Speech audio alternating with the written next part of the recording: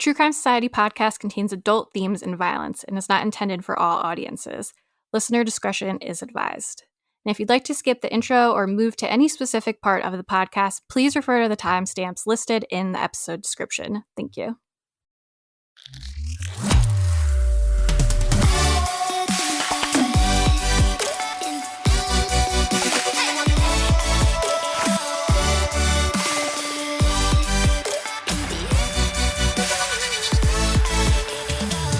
What's up, guys? Welcome back to another episode of True Crime Society podcast with Stephanie and Olivia. It is September 18th right now, time of recording, and this is going to be part 2 of our episode on Hayden Manis. So if you haven't listened to the first part, you should go back one episode and listen to that one. Peep, excuse me. She's being so rude. She literally just put her paw up on my shoulder. Rude. So yeah, go back one episode, listen to that one. That has the first half, kind of the background info of the disappearance. Like we said in that episode, we decided to split this one in 2 parts because it's very long, a lot of people involved, a lot going on. So kind of just seeing the easiest way for it to be digested was in 2 parts. So this part is going to be about more of the investigation and kind of the most up-to-date information that's out there. We also wanted to do the listener of the week. We didn't do it in the last episode, but this is all like the same episode technically. So like it's still the same episode for the listener of the week. Yeah, I know we got talking too much in the last one, so we thought we'll just keep our listener for this one. So it is Emma, I believe her name is. She sent us a message on Instagram and she said, I just want to say I've recently found your podcast and I've been loving it. So I went on Amazon Music and started from the start in 2020, which still blows my mind. It's over 5 years now and really enjoying it. I listen in the car and walking to work. You're so easy to listen to and it's just a nice de-stressor. Despite the content, it's my chill. Thank you so much and keep going. It's amazing. Because we spoke about in one podcast episode how like I go to sleep listening to crime podcasts generally, and like I have a comfort podcast that I listen to every week. When I say comfort, it's one that I look forward to every week and I listen to. And so many people have said the same thing about ours, which is I still always feel like imposter syndrome that we actually have people who love listening to us. So I feel the same way, especially we've been doing it for so long now. I mean, not like so long, but still over 5 years, like 5.5 years, going on 6 years. And so much has happened to me since I've started where I feel like I've grown up with everyone in a way. Like I moved, I bought a house, I got married, I had a baby. That is true. I didn't think about it like that, but that's absolutely true. Everyone's been here for like such important things in my life. So thanks for being on the journey with me, everyone. And screw the haters that insulted me along the way. The haters should be happy with this episode because there's a fair bit less chat than last week. Yeah, now I'm like, what else can I talk about? No, I'm just kidding. So we'll just get right into the episode. We won't leave you guys hanging. Do you want me to do a quick background or do you want to do it? You do a summary. You're better at a summary. Did you want to say something else? Because you said also before I interrupted. No, I don't even remember what I was probably going to say. I just ramble on sometimes. So as we mentioned, this is part 2. So definitely listen to part 1 first. But just as a quick overview, these episodes are regarding Hayden Manis, who was around 5 years old when he was last seen in 2020. Nobody reported him missing until 2024. His father, Dustin, told a whole bunch of different stories to family members about where Hayden was. And then Dustin died from a drug overdose in December 2024. So maybe give a quick rundown of who's who again. And so later. There are a lot of people involved in this case. We've mentioned some, kind of extended family like aunts and great aunts. The most important people that you need to know is Dustin, who is or was Hayden's biological father. Hayden is obviously the child who is missing. Crystal was Dustin's girlfriend at the time that Hayden likely went missing, and Paul is her father. So they're kind of the main people that we'll be discussing in this part 2 because they are the last known ones to have had anything to do with Hayden. The rest of the family have spoken a lot, but they last saw Hayden Christmas 2019. Dustin, Paul and Crystal were the only ones who apparently saw him in 2020, which is their last confirmed date that he was alive. Yeah. 4-year-old Hayden Manis, missing since 2020. His family looking for answers. Oh, God. Before Hayden vanished, he lived in this house with his father, Dustin Manis, and his father's girlfriend, Crystal Hall. Investigators searched the house last September when they first learned of Hayden's disappearance, and they interviewed both Dustin and Crystal.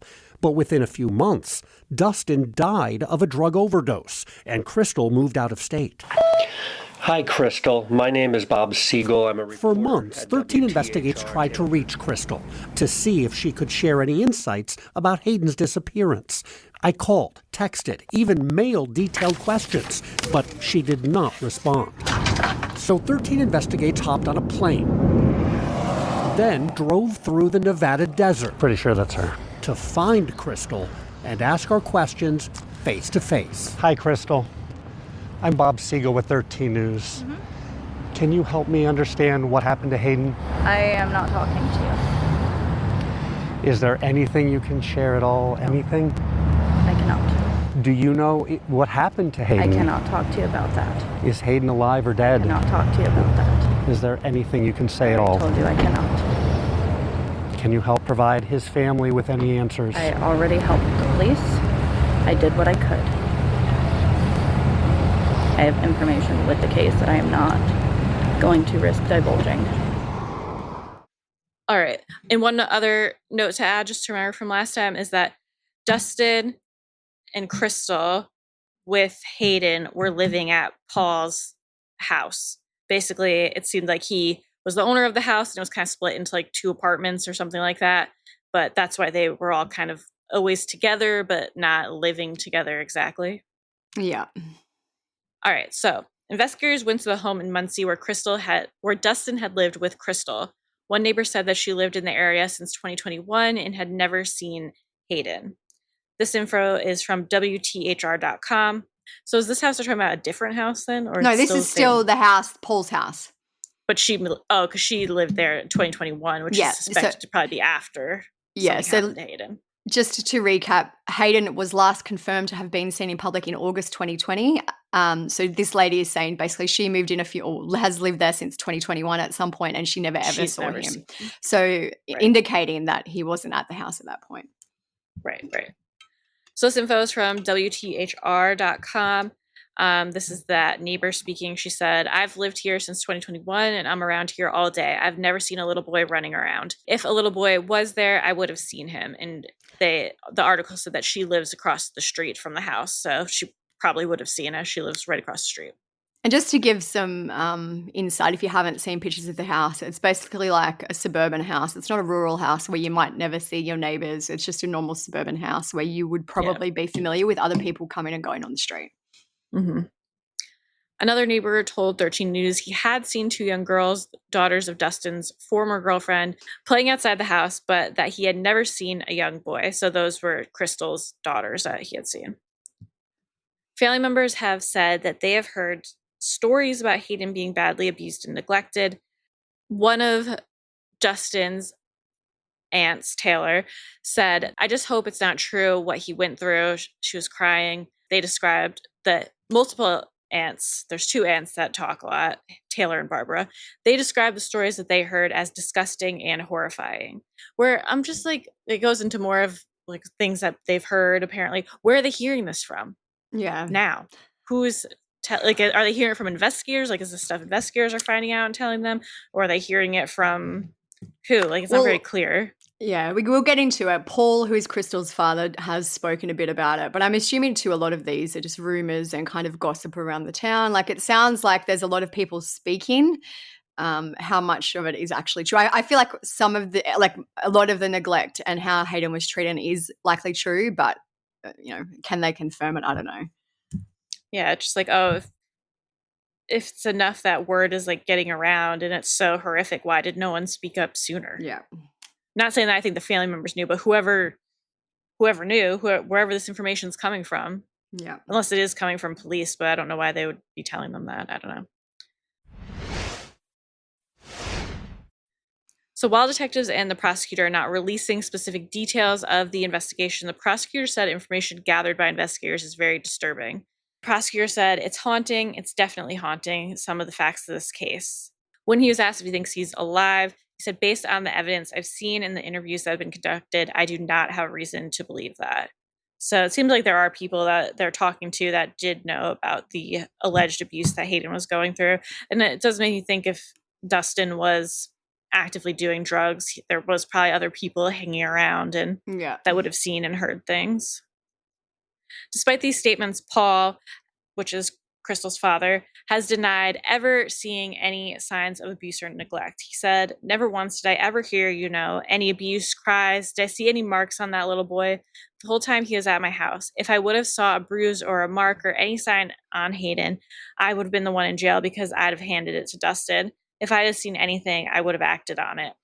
Of course he's saying that now. Like, I don't know if he did see anything. I just find it so hard to believe that they were living in the same small suburban house. And I know he's saying they had their own section, but could you really not have heard anything or seen anything? Maybe? My thoughts are, he gets into it saying that like their part of the house was disgusting and he tried to avoid it. I think a lot of it is just like ignorance is bliss and people choose not to think too deeply about things because they just don't want to know. They don't want it to be their problem. Yeah. And I think that maybe I don't know if Crystal was ever using drugs, but if Dustin was using drugs to like a certain extent, I bet that just dealing with Dustin in his lifestyle at all was probably a massive headache where anyone else would be like, I'm not dealing with that. I'm not getting involved with them. Like, I don't want anything to do with all that. I do feel like Paul's stories are a bit conflicting because he talks about how Dustin called him Mr. Hayden called him Mr. Grandpa and he bought Hayden a guitar for Christmas and then he was going to give him lessons. So he obviously saw the child enough to have some type of relationship with him. But then he's saying, I never saw anything like nothing else. So I don't know. It's very... Yeah, no. Yeah. I think he's which I understand why. He's trying to control the narrative because he obviously doesn't want to be implicated. I'm not saying he had anything to do with it. He may not have. But, yeah, I just feel like there's a lot of contradicting statements coming from him. Yeah. And I'm sure with him, hindsight is 2020. But yeah, it's also like could Dustin really hide that well that he was doing meth and heroin? Yeah. And whatever that well in the same house. I don't know. Who knows? Paul also said he tried to watch out for Hayden, even confronting Dustin when a relative contacted Paul personally to express concern that Hayden was possibly being kept inside the house in a dog cage. So also, when you start hearing stuff like that, like, come on. Again, this is what I mean by contradictory. Like, I never saw anything, but then if someone is ringing you to say that Hayden is being kept in a dog cage, like, wouldn't that raise alarm bells? And also just living in a filthy house in general, which we didn't get to, but it's right here. Paul told 13 News, we could not back up that story whatsoever. We looked, we never saw any cage, never saw anything resembling that. Paul did say, though, that he hardly ever went to that side of the house where Dustin was living with Hayden and Crystal because he was trying to give them space and that their part of the house was filthy. He said, I was pretty disgusted by the condition of that side of the property, but I did just do a quick walkthrough to see if anything that looked, funky to me. And other than the nastiness in there, I did not. They completely trashed that whole side of the house. I really didn't want anything to do with Crystal at the time over it because I could not understand the level of disrespect that she was showing my house. So I really tried to avoid her, to be honest. It really took a big act for me to go over there for any reason. And unfortunately, all it led to was arguments with my wife. So again, like having the kid living in this filth. And you know what? It's not even just Hayden. There was three children living there. Crystal's two daughters as well. So, like, I know, as a grandparent, wouldn't you be like, clean this shit up? What are you doing? You cannot have children living in a house in this condition. But he's like, I didn't want to say anything because I didn't want to have anything to do with Crystal. It just caused arguments with my wife. It's not his fault. Obviously, Kristen and Dustin are responsible for all of this. But also, if it's your house, wouldn't you? I just can't believe you didn't say anything to them about even the condition of the house. Yeah, not to like you just said, it's not his fault or anything that this happened, but still just like maybe just a sign to other people to like open your eyes and to not like ignore something that's right in front of you just for the sake of not getting involved. And I wonder how he said it led to arguments with my wife. Like, was his wife the one being like, no, don't say anything, just leave them alone? Like, did he want to say something and she was telling him not to? I don't know. Yeah, it just is all a big mess. Mm-hmm.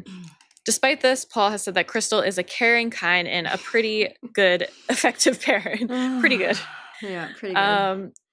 13 Investigates asked him, do you think Crystal had anything to do with the disappearance of Hayden? And he said, no, and I'm not just saying that because I'm her dad. He added that he has never seen his daughter act violently toward anyone.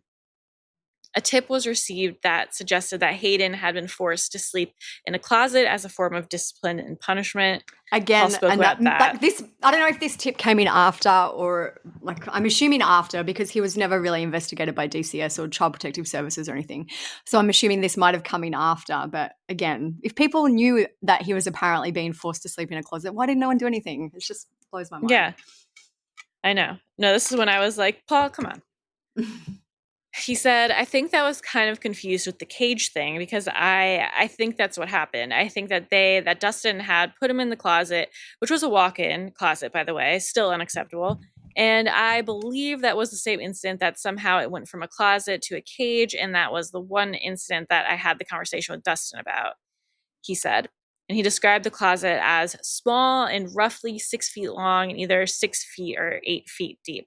So, I mean, like, yeah, it's a pretty big walk-in closet, but you can't just be locking a kid in there. Yeah, and I suspect also that might have been part of why, like, even if they had no other space and he had to sleep in the closet, like, maybe they specifically chose that for him because they could lock the door or shut the door and he couldn't open it. Yeah, and if you go back to last week's episode, Paul, he said that they cut out part of the closet floor. Yeah. Oh, yeah. Paul. Yeah, it was Paul. He said they cut out part of the floor, and that's when the investigator asked him, "Why do you think we're doing this?" And he said, "Because something bad happened here." Yeah. So it seems like probably there is some evidence in the closet, maybe just that he was living in there, sleeping in there, that he was locked in there, or that something happened to him in there. Paul said, I said something to him that, hey, no matter how mad you get, you can't go overboard with your kids. If you ever get that mad, come see me. But there can't be any of that kind of shit going on. He said that Dustin offered little response, simply shaking his head as if to say, okay, no problem. That's what it is with Paul. Like we were just saying, it's just like, it seems like the more he talks to me, the more information that comes out. Yeah.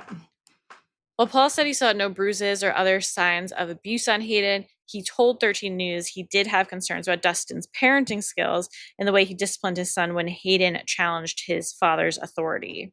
He said, I was concerned enough about it that I had actually made the offer to Dustin that, hey, maybe you should go talk to somebody and try to get some help to understand how to better deal with him. And, if you need some money for that, then I would even be willing to help you out with that. But I just thought it was a case of a parent not knowing how to parent. Looking back now, it's pretty obvious that there was something going on. So I wonder what he saw that made him say that. Yeah. If he really did say that. And again, contradictory. Like imagine offering someone enough, like I say, I'll pay for you to go and basically get some parenting support or counseling. Like you don't do that unless someone is really, you can see clearly someone is really struggling. Then he's like, no, I didn't see any signs of anything else. Yeah. WTHR released an article in July 2025 in which they allege that Crystal told authorities that Hayden is deceased and that she disposed of his body in a trash compactor at a truck stop. The article says, those sources who agreed to speak with 13 Investigates on the condition of anonymity say Crystal Hall told detectives last fall that Hayden is dead and that she disposed of his body in a trash compactor at a truck stop. 13 News has not yet learned how Hayden died. So I feel like it is kind of a jump ahead because obviously they searched the house in late 2024 and this is like basically they investigated and the majority of the media reporting seems to have come out around mid this year, mid 2025, and this is the main story that we think about what we think happened to Hayden. Like no one has confirmed it, but the media is reporting it that this is what has been said. Yeah, and people are talking about that and supporting that. Yeah. So the news agency traveled to Nevada where she moved with Paul. As we mentioned in the previous episode, they ended up selling the house a few months after it was searched to speak with Crystal. She denied ever giving that information. She said, that's not what I told police. When she was asked what she did tell investigators, she said, I cannot. I would like for you to stop this. So this is a transcript of what 13 News asked Crystal after they traveled to Nevada to question her. There's some photos of her, like they kind of confronted her in a car park. Looks like she's got keys and stuff, like she was going to work. Looks like she's worked. like going to work at Best Buy or something. Yeah. I feel like she was like she worked at truck stops previously, so maybe it was something similar, some type of cashier type job or something like that. Yeah. So the reporter says, "Hi, Crystal. I'm Bob with 13 News. Could you help me understand what happened to Hayden?" Do you think we should like role play? Do you want me to be one? Yeah, maybe I'll be the news and you can be Crystal. Okay.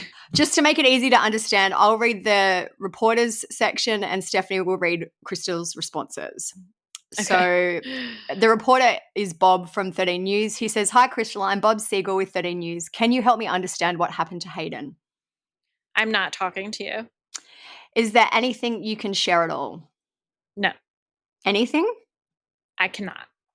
Our sources told us that you told police that you disposed of his body in a dumpster. That is not what I told police. Can you share with us what you did tell police? I cannot. I would like for you to stop this.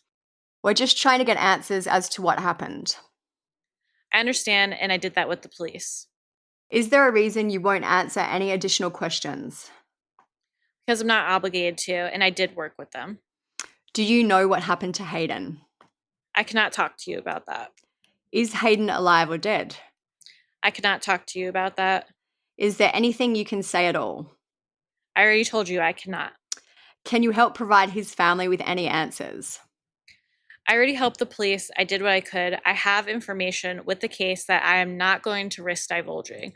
As part of the investigation, asking questions that I was instructed to. I'm not going to divulge stuff that I'm not supposed to. So the meeting between Crystal and the reporter only lasted 3 minutes. As Stephanie just read, Crystal acknowledges that she does have some information. She isn't going to tell the media about it. So the reporter then said to her, "When you say information that you're not supposed to, did the police tell you not to divulge more information?"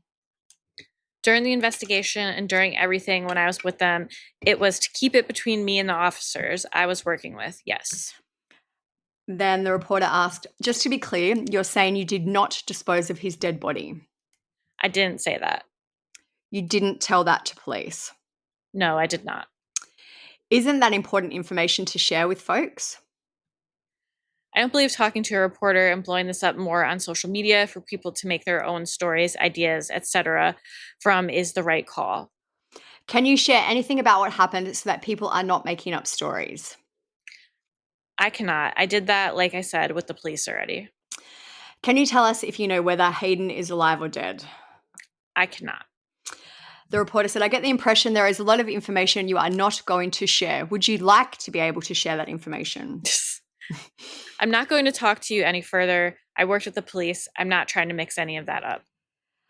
So the prosecutor was asked about the information that Crystal had apparently given. He said, "I don't want to get into the contents of her various statements to police. I don't want to confirm or deny that." So I feel like the interview with 13 News is a little bit frustrating because he literally just repeats the same questions.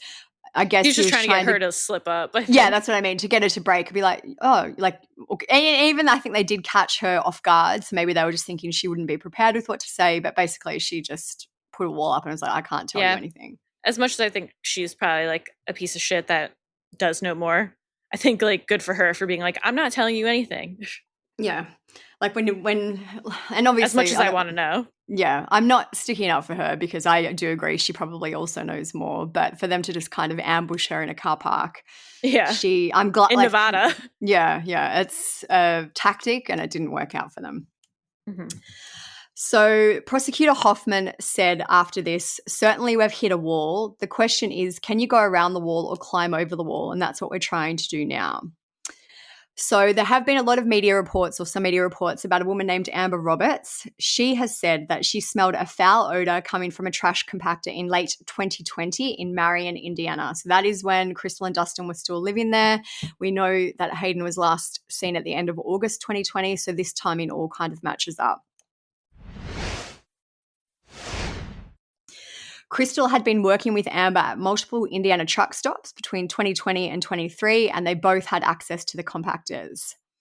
Amber said, "We were working the exact same schedule. Hayden, every time Dustin brought him in, he was sweet to all of us."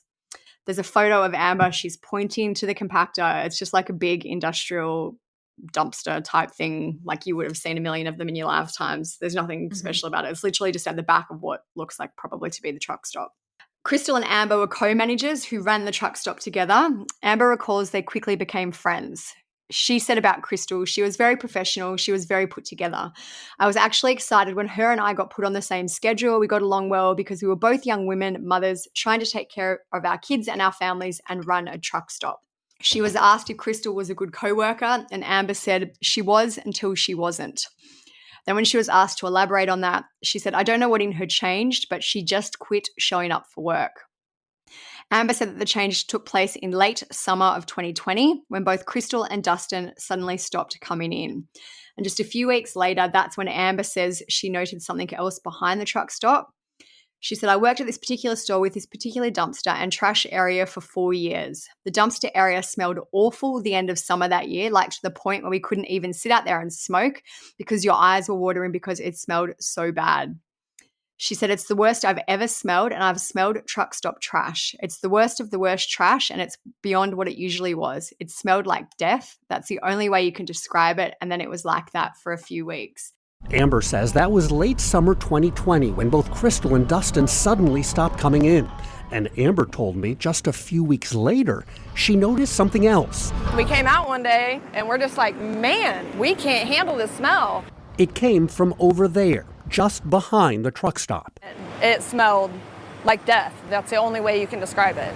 That dumpster area smelled awful the end of the summer that year. And it was the worst I've ever, and I've smelled truck stop trash. Like, it's the worst of the worst trash.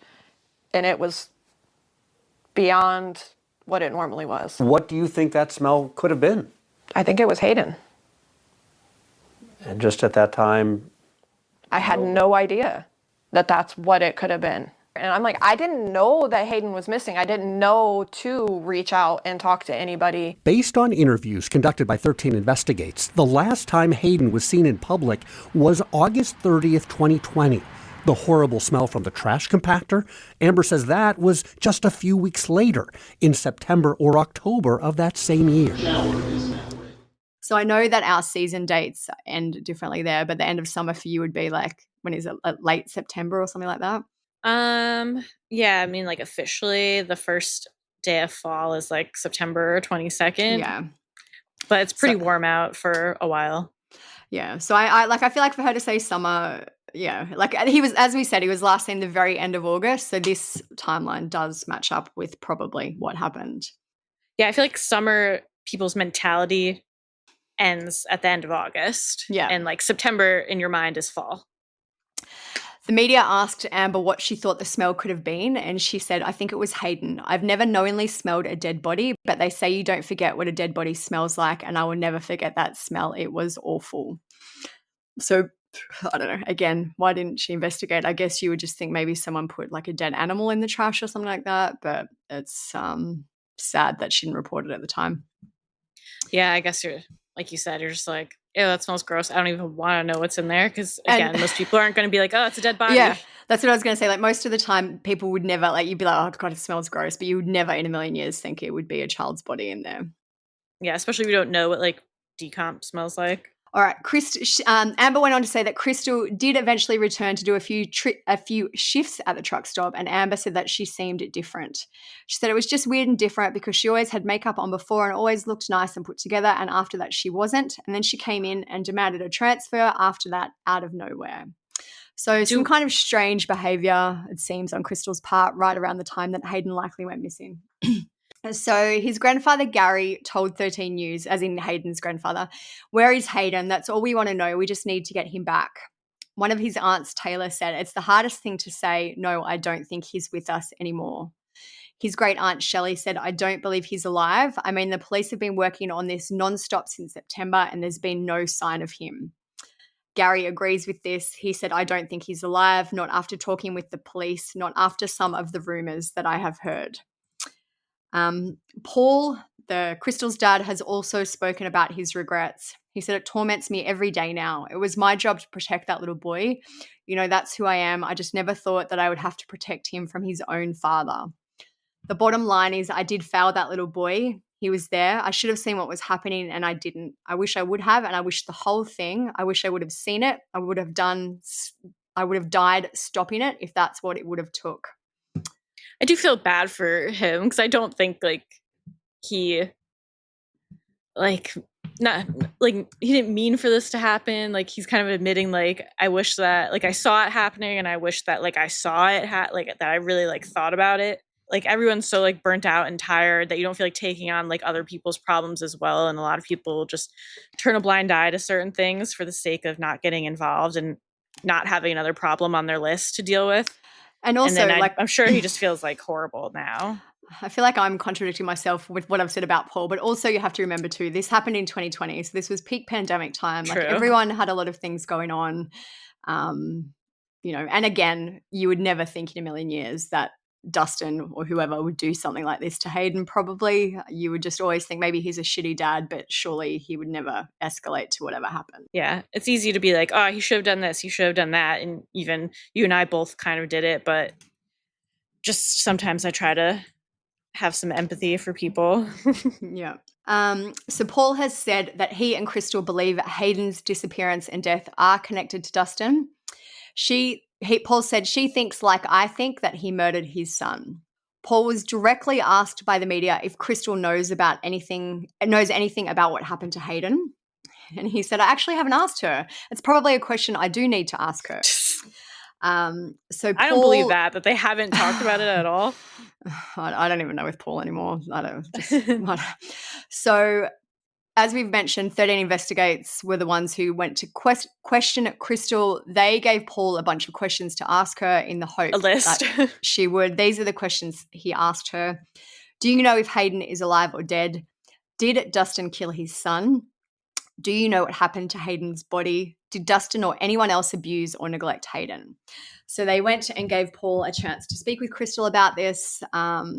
But when they got back to him, he said she absolutely has no desire to talk about any of this. She just said, I'm not answering anybody's questions. If anyone wants to know anything, they'll have to get information from police. He then went on to say, I'd like to tell you I understand it, but honestly, I don't. I don't understand why she won't talk to anyone. That is a concern for me.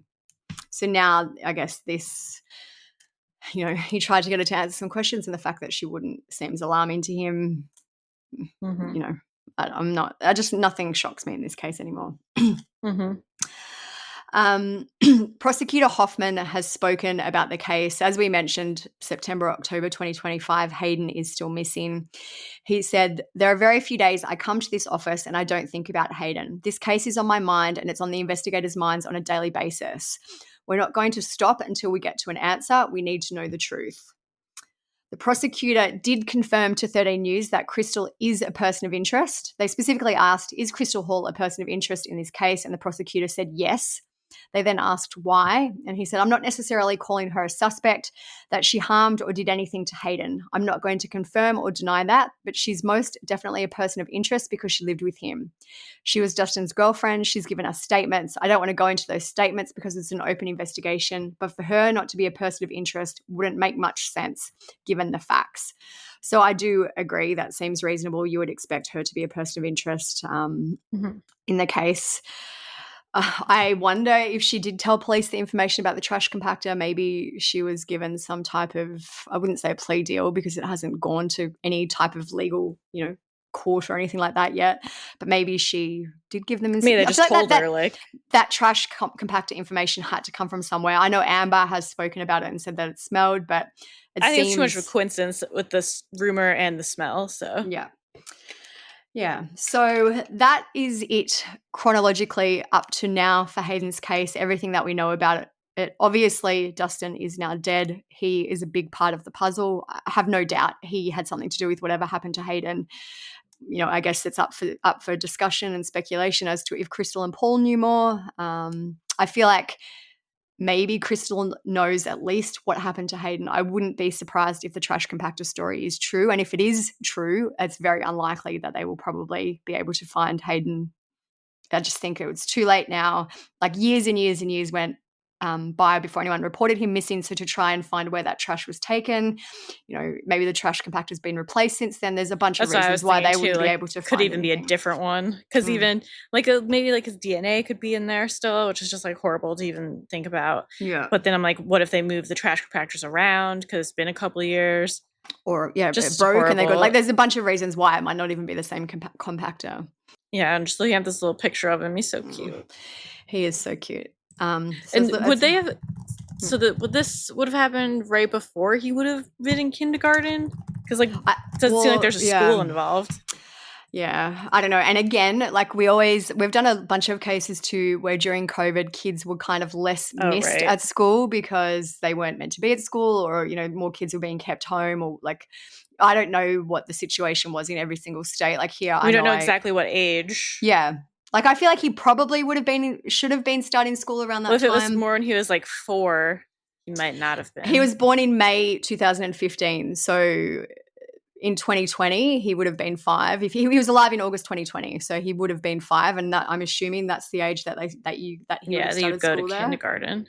But again, maybe he just somehow slipped through the cracks because of COVID and homeschooling and lockdowns or whatever. Like I don't know what the situation was. I guess it's now been 5 years, so it's all a bit blurry. But there are definitely other children we've spoken about in the past where they've slipped through the cracks. Like why didn't anyone notice they weren't at school? Because they often weren't at school during COVID. So as we mentioned previously, Hayden was last known to have been alive on August 30th, 2020. At the time of his disappearance, he was 3'4" and he weighed 50 pounds. He had brown hair and blue eyes. There's a ton of photos of him. He was such a sweet little thing, always smiling, like always looks happy. I haven't seen any photos of him bruised. Like I know in some other cases where the kids look bruised or whatever, he always looks. But again, we've seen a handful of photos. He was just a sweet little thing, and it's so horrible what happened to him. Yeah. In terms of theories, I guess the main 2 that come up is that Dustin caused Hayden's death alone, and he alone knows what happened to Hayden, and that the other one is that Crystal and or Paul may know more about what happened to him. I'm not saying they were involved, but maybe they know more. Maybe someone else was involved. I feel like they are the only 2 possibilities. Like the prosecutor said, Hayden didn't go by himself. I don't think there's any other chance. Like, for instance, Terry was involved, even though it seems like she was a shitty mother. I don't think she had access to Hayden and hadn't seen him for a very long time. There's no suggestion that a stranger or another family member was involved in this. It's always Dustin. It's just a matter of if anyone else who was kind of associated with Dustin at the time knew. It could have been something where Dustin just snapped. I don't know. Like maybe he was doing drugs and neglected Hayden, and Hayden got into some type of accident and died.